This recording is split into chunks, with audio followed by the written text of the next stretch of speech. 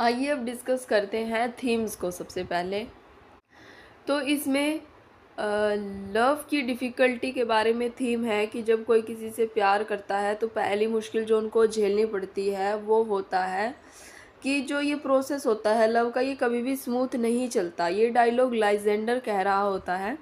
ये एक love story तो है नहीं, क्योंकि इसके अंदर और भी एलिमेंट्स हैं। हालांकि इसमें रोमांटिक एलिमेंट्स भी है, इसमें कॉन्फ्लिक्ट्स को भी दिखाया गया है। रोमांस के टाइम जो ट्रबल्स आ जाते हैं, इसमें सारी की सारी प्रॉब्लम्स क्यों हुई है, क्योंकि लोग एक दूसरे से प्यार करते हैं और कुछ नहीं चाहते कि वो जिनसे शादी करना चाहते हैं वो शादी करे। इसी चीज़ को लेकर पूरे प्रेम में दिक्कत रहती है। और साथ में जो फेरीज इनके साथ करने लग जाते हैं, जैसे लव पोर्शन, एक दूसरे की आंख पर लगाना और भी ट्रबल्स खड़ी करना। तो ये जो प्ले है एक रोमांटिक प्ले के अलावा इसमें एक फ़न बन के भी रह जाता है ये, क्योंकि इसमें कॉमिकल फैक्टर से भी हैं। तो ये जो लोग लव को सफ़र कर रहे हैं इनके लिए एक टोर्मेंट हो जाता है और एक एफ्लिक्शन टाइप का चीज़ हो जाती है, यानी लव इनके लिए तकलीफ़दायक बन जाता है। इसमें जो इस प्ले की टोन है वो बिल्कुल लाइट हार्टेड है, तो ऑडियंस को पता होता है, ऑडियंस को कोई डाउट नहीं होता कि इस प्ले की कोई ट्रेजिक एंडिंग होगी। सबको पता होता है कि इस प्ले की एक हैप्पी एंडिंग होने ही वाली है। और इस प्ले में जो कॉमेडी होती है लोग उसको भी इंजॉय करते हैं। इस कॉमेडी की वजह से लोगों के अंदर जो टेंशन होती है अनसर्टेन आउटकम्स को लेकर वो नहीं रहती। जो लव थीम है इसके अंदर हम डिफ़िकल्टी देखते हैं। जो रोमांटिक सिचुएशंस हैं, रिलेशनशिप्स हैं, उनके अंदर डिफ़िकल्टी आ जाती है। क्यों आ जाती है? क्योंकि एक तो लव पोर्शन की वजह से आ जाती है। जैसे दो लोग जिससे प्यार करते हैं, लव पोर्शन की वजह से कोई किसी से प्यार करने लग जाता है, कोई किसी से प्यार करने लग जाता है। तो जो एक ट्रेडिशनल आउटकम होता है, ट्रेडिशनल हैप्पी एंडिंग होती है, वो इसमें हम देखते हैं। चाहे वो ओबेरॉन और टाइटेनिया हो, उनकी भी हैप्पी एंडिंग हो जाती है। और जितने भी लाइजेंडर जो है हर्मिया से शादी हो जाती है उसकी, और जो डेमेट्रियस होता है वो किसके साथ रिलेशनशिप में आ जाता है? हेलेना के साथ रिलेशनशिप में आ जाता है। नेक्स्ट थीम इसमें हम मैजिक देखते हैं। तो मैजिक का यूज़ इसमें ये हुआ है कि लव पोशन किस किस पर लगाया गया? एक तो पहले टाइटेनिया पर लगाया गया ओबेरॉन के द्वारा, फिर डेमेट्रियस के ऊपर लगा दिया गया पक के द्वारा, और फिर दोबारा लाइसेंडर के ऊपर लगाया गया पक के द्वारा। फिर इसमें हमारे पास जो थीम है वो है ड्रीम्स। तो जो हिप्पो लिप्ता है वो डायलॉग बोलती है, 4 days will quickly steep themselves in night and 4 nights will quickly dream away the time। जिसका मतलब है कि 4 दिन जल्दी ही रात में डूब जाएंगे। यानी कि जब उनकी मैरिज है उसके बीच में जो 4 दिन है बीच में, वो जल्दी बीत जाएंगे और उनका वो जो खुशी वाला दिन है, शादी वाला दिन, वो आ जाएगा। 4 रातें जल्दी ही समय को सपनों में खो देगी। यानी और शादी के बाद वो इतने खुश रहेंगे कि आने वाले समय कैसे बीतेगा उन्हें पता ही नहीं चलेगा। एक जैसे एक ड्रीम कैसे बीत जाता है, ऐसे ही उनकी हैप्पी मैरिज लाइफ है वो भी बीत जाएगी एक ड्रीम की तरह, उन्हें पता ही नहीं चलेगा। तो हमें इसमें लाइंस देखने को मिलती है, मैंने एक सपना देखा है जो मनुष्य की बुद्धि से परे है, कि वह क्या था? अगर कोई सपने की व्याख्या करने लगे तो वह गधा है। बॉटम कहता है वह उन जादुई घटनाओं को समझने में असमर्थ है जिन्होंने उसे नींद के परिणाम के अलावा कुछ और प्रभावित किया है। तो ये लाइनें बताती है कि जैसे बॉटम के प्यार में पड़ गई थी टाइटेनिया लव पोशन के कारण, और जब फिर उसका जो है वो पोशन का जादू का असर ख़त्म हुआ तो फिर बॉटम सोने लग रहा था, और फिर जब वो उठा फिर उसने देखा कि उसका तो अब हेड डोंकी का भी नहीं है, तो वो समझ नहीं पा रहा था क्या हो रहा है क्या नहीं हो रहा।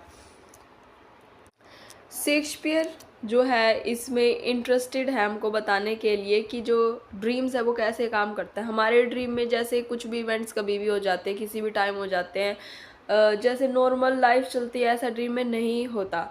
अभी हम कहीं पे हैं और ड्रीम में कभी किसी टाइम कहीं पे भी पहुंच जाते हैं। हमने फिर पक को भी देखा है, आखिरी में वो कहता है कि अगर आप लोगों को इस प्ले से, ड्रामा से कुछ दिक्कत आई हो तो हमें माफ़ करेगा, इसको आप एक ड्रीम समझ लेना। ठीक है, तो ये आपके लिए एक फैंटेस्टिकल एक्सपीरियंस बन जाएगा अगर आप इसको एक हैवी ड्रामा नहीं मानेंगे। नेक्स्ट थीम हमारे पास है इसमें जेलसी। तो जेलसी हमने यहाँ पर फेरीज में देखी और जो नॉर्मल ह्यूमंस थे उनमें भी देखी। जब डेमेट्रियस और लाइजेंडर दोनों हर्मिया से प्यार करते थे तो हेलेना को जलन हो रही थी, और जब दोनों के दोनों लाइजेंडर और डेमेट्रियस हेलेना से प्यार करने लग गए तो हर्मिया को दिक्कत होने लग गई। और जो फेरीज थी या फिर जो किंग थीसियस था और उसकी पत्नी हिपोक्लिप्ता जो थी, तो थीसियस को तो टाइटेनिया थीसियस को पसंद करती थी, और जो ओबेरोन था वो हिपोक्लिप्ता को पसंद करता था। तो टाइटेनिया आरोप लगाती है कि तुमने मेरे से बाउंसिंग अमेजोन छीन लिया, और जो ओबेरोन होता है वो कहता है कि तुम्हें भी तो थीसियस पसंद है। तो इसी जेलसी के चक्कर में जो है ओबेरोन टाइटेनिया के ऊपर लव पोशन भी लगा देता है। नेक्स्ट हमारे पास थीम है मिसचीफ।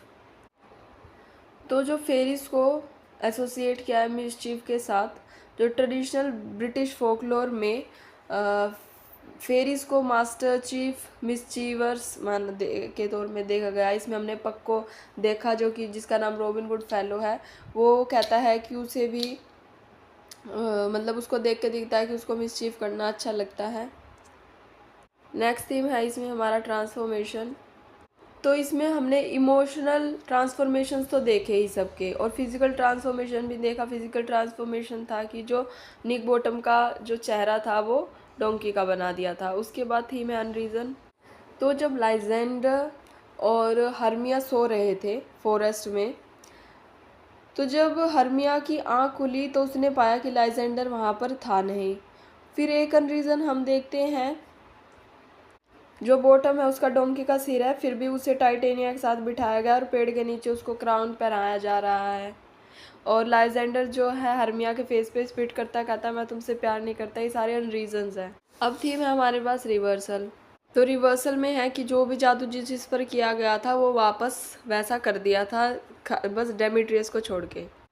तो यहाँ पर जो हेलेना है वो अपने आप को कंपेयर करती है डेल्फी से। अपोलो और डेल्फी का एग्जांपल देकर वो बताना चाहती है कि अपोलो जो है चेस कर रहा था डेल्फी को, लेकिन इनकी ये जो स्टोरी चल रही है इसमें तो ये खुद चेस कर, इसमें ये यानी डेल्फी अपोलो को चेस कर रही है। अपोलो कौन? डेमेट्रियस को चेस कर रही है। तो ये कहती है कि ये तो जो प्रोसेस चल रहा है ये तो जो नेचुरल ऑर्डर ऑफ कोर्टशिप होता है इसके बिल्कुल विपरीत है, जहाँ पर एक मैन को वुमन परस्यू कर रही है।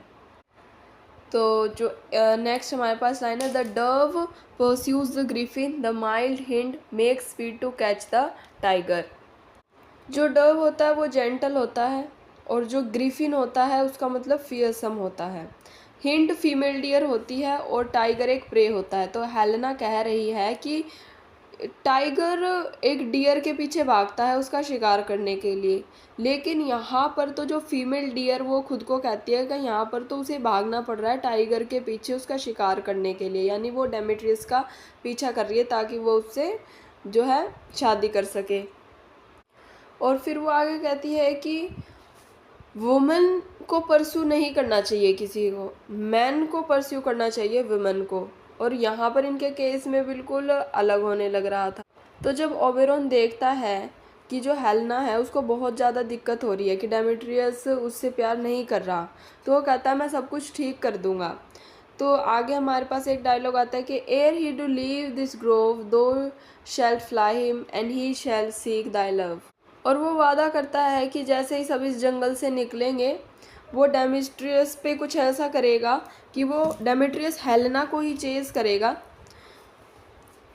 अब हम मोटिव्स को देख लेते हैं। कॉन्ट्रास्ट, यानी कि हम इसमें देखते हैं कि हर कोई एक दूसरे के अपोजिट है। इंटायर प्ले में अपोजिट डबल्स हमको देखने को मिलते हैं, जैसे कि हेलेना जो है वो टॉल है, हर्मिया शॉर्ट है, प्लक प्रैंक्स करता है और बॉटम विक्टिम है प्रैंक्स का, यानी उस पर प्रैंक्स होते हैं, और पक प्रैंक्स करता है। टाइटेनिया ब्यूटीफुल है, बॉटम ग्रोटेस्क्यू है, यानी भद्दा दिखता है। आगे फिर हम देखते हैं कि इसमें इंग्लिश फोकलोर और क्लासिकल लिटरेचर को भी कंट्रास्ट में रखा गया है, जहाँ पर जो फेरीज हैं वो ग्रेसफुल है, मैजिकल है, और जो क्राफ्टमैन्स हैं वो क्लमजी है और अर्दी है। क्राफ्टमैन मैरी है और जो लवर्स हैं वो सीरियस है। तो इस तरीके से हमको पूरे इसमें कंट्रास्ट देखने को मिलता है। हम इसमें देखते हैं कि ज़्यादातर जो भी कन्फ्यूजन्स शुरू होनी स्टार्ट हुई है वो फॉरेस्ट में ही स्टार्ट होनी हुई है। लाइजेंडर और हर्मिया फॉरेस्ट में भागते हैं ताकि वो लाइजेंडर के आंट के पास जा सके। फिर हम देखते हैं कि जो पीटर क्विंस है वो कहता है कि हम फॉरेस्ट में ही प्ले को रिहर्स करेंगे। हर्मिया और जो हेलेना और डेमेट्रियस है वो भी फॉरेस्ट में ही जाते हैं। जितने भी मैजिक होते हैं एक दूसरे के ऊपर वो सब फॉरेस्ट में ही हो रहे हैं। आइज़ और सीइंग की बातें इसमें हम देखते हैं। जैसे कि जो हेलेना है वो डायलॉग बोलती है, loves look not with the eyes but with the mind. तो जो हेलेना है और हर्मिया के बीच एक बार लड़ाई भी हो जाती है जिसमें जो हर्मिया कहती है कि मैं इतनी भी शॉर्ट नहीं और लेकिन मेरे जो नाखून है ना वो बहुत लंबे हैं जिससे मैं तेरा मुंह नोच लूँगी। ठीक है, एक तो ये आँखों से रिलेटेड और साइज से रिलेटेड रहता है। दूसरा हम इसमें देखते हैं कि लव पोशन की वजह से लोगों का देखने का नज़रिया फिर से बदल जाता है। टाइटेनिया को बॉटम ब्यूटीफुल लग रहा है क्योंकि लव पोशन की वजह से दोबारा से पायरमस और थेस्बी है वो एक दूसरे को थोड़ा ही देख पा रहे हैं दीवार के अंदर से। तो यहाँ पर भी आँखों की और साइट की बात की गई है। जो लाइजेंडर और डेमेट्रियस हैं वो हेलेना और हर्मिया के अपीयरेंसेस के बारे में बात करते हैं। तो अपीयरेंस तो उन्होंने आँखों से ही देखी होगी। अब हम सिंबल्स देख लेते हैं। तो जो थीसिस और हिप्पोलिप्ता है ये जब भी इनका सीन आता है तो डे में ही आता है। जब फर्स्ट सीन होता है जब इनके दरबार में ईजियस उसकी बेटी और लाइजेंडर और डेमेट्रियस आते हैं तो भी दिन होता है। और क्योंकि ये प्ले ख़त्म होने वाला है तो लास्ट के सीन में भी सुबह सुबह जो थीसिस के कुत्ते होते हैं वो भौंक रहे होते हैं जो दिखाता है कि अब जो भी ड्रीम वगैरह चल रहा था वो टूटेगा और सब कुछ रैशनैलिटी में दोबारा वापस आ जाएगा।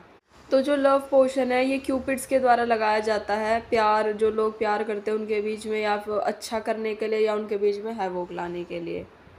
क्राफ्टमैन प्ले है जो वो शो करता है play with in a play कि जैसे पायरमस और थेस्बी का जो प्ले था उनकी ज़िंदगी में उनके पेरेंट्स नहीं मान रहे थे ऐसे ही रियल ज़िंदगी में भी जो ईजियस था हेलेना का हर्मिया का फादर वो भी नहीं मान रहा था।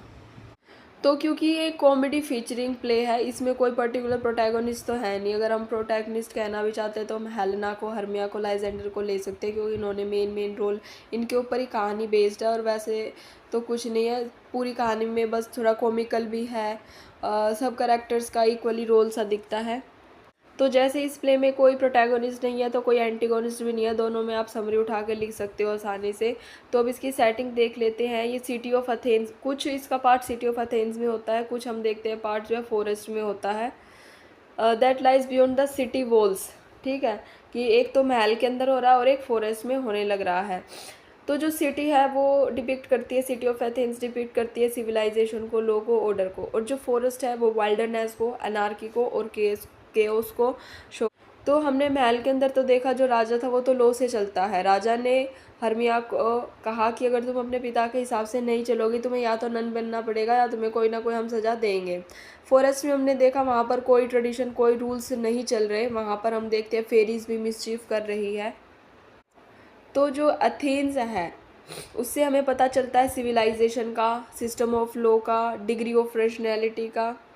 तो इसमें हम देखते हैं जो सोशो इकोनॉमिक पर्सपेक्टिव है जो पैट्रियार्कल लॉ है उसको इरेशनल यानी कि थोड़ा बेफालतू का देखा गया है कि जो उसमें क्रुएल्टी और अनसिविलाइज चीज़ है वो देखी गई है। तो जो नियम कानून जो कि राज्य के अंदर अथेंस में नहीं बन पाए वो अथेनियन लॉ ऑर्डर जो थे वो फेल हो गए फॉरेस्ट में मिसचीफ्स के आगे।